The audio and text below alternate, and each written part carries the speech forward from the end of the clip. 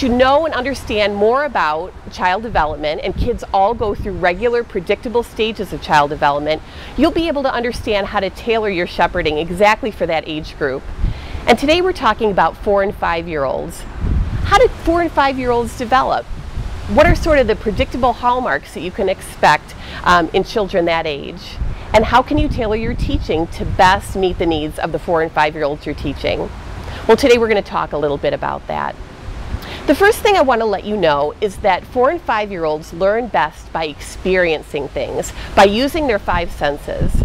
So as you're teaching them, be sure to incorporate activities where they can not only see and hear the lesson, but where they can maybe even taste or touch or act out the lesson.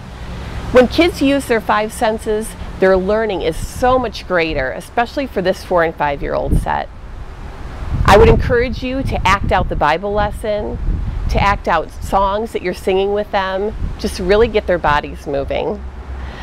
The second thing about 4- and 5-year-olds is that they have a fairly brief attention span, about 5 minutes long.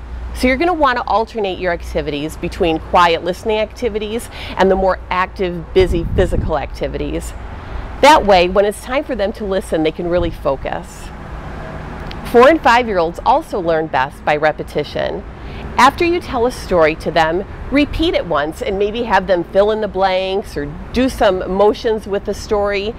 Telling it to them not just once but twice will really help them, and it's something that they enjoy at this stage. So I'd encourage you to tell the lesson to them about twice. Again, the lesson doesn't have to be long, so it's not like you're going to be talking to them for 15 minutes. If you have a 2- to 3-minute lesson, take a little activity break and then tell them it again and maybe have them repeat back to you some of the portions of it. 4- and 5-year-olds love to use their imagination. Having them act out the Bible event allows them to kind of visualize in their own mind what was happening in the story and then to show it by the things that they're doing. 4- and 5-year-olds still think learning is a lot of fun. Hopefully that's something that never dies throughout their lifetime, but at this age they just love to learn. They like to learn new words, new concepts, new ideas, but just remember that we don't want to overteach. So really think of maybe 1 or 2 key concepts, maybe 1 word that's new for them, and incorporate that into your lesson. Repeat it over and over and really celebrate with them when they remember maybe what that new word was or what that new concept was about. 4- and 5-year-olds are also literal learners. They think very concretely, so keep your stories simple.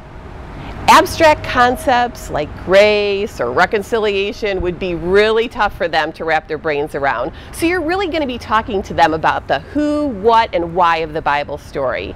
Those concepts will come later as they get older.